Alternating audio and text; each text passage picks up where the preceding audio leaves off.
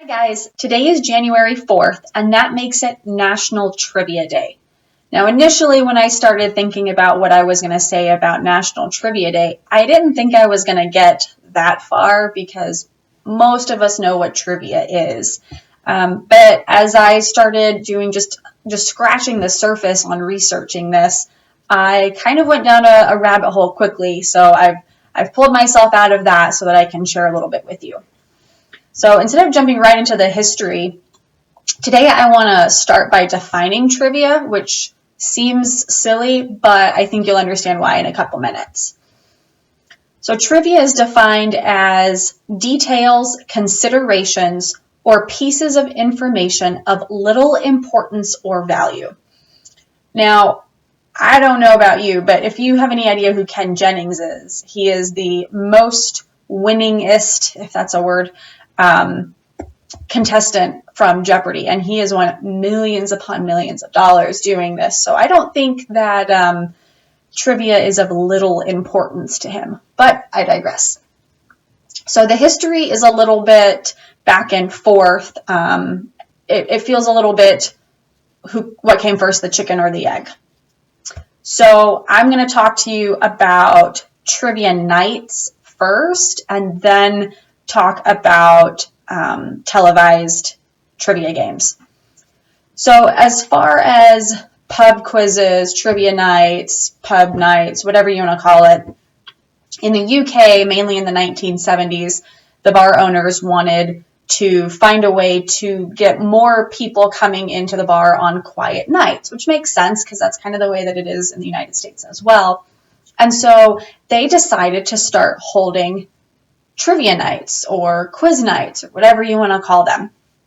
And what they started doing, I think, from what I can tell, is they would, instead of have trivia night as we know it today, where you have one moderator who has a list of questions and you have teams, because the television was gaining in popularity, but it was still maybe not something that everybody had in their homes.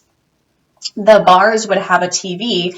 People would come watch a game show that is being televised, and then they would yell answers at the television.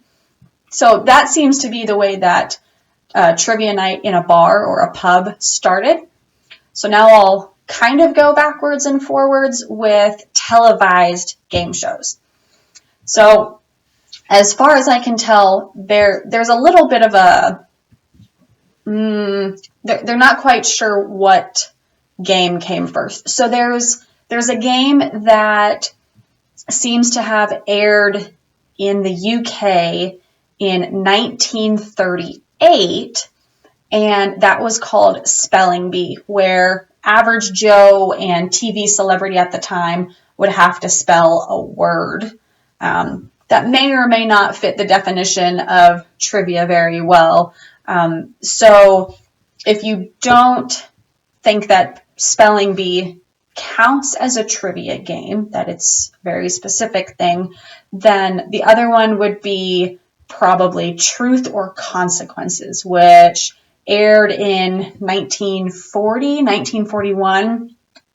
And this one, there definitely was I ask you a question, you answer, but it also seemed like they really tried to trick the contestants, and a lot of the times, at least from what I'm reading, the question would have multiple parts to it.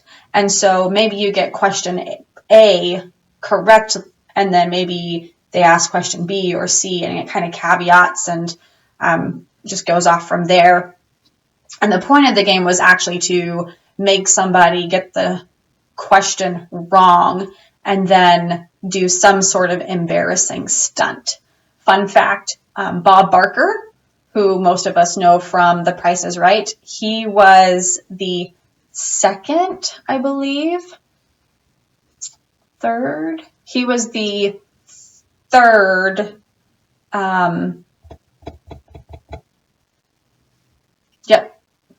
he was the second or third moderator on Truth or Consequences.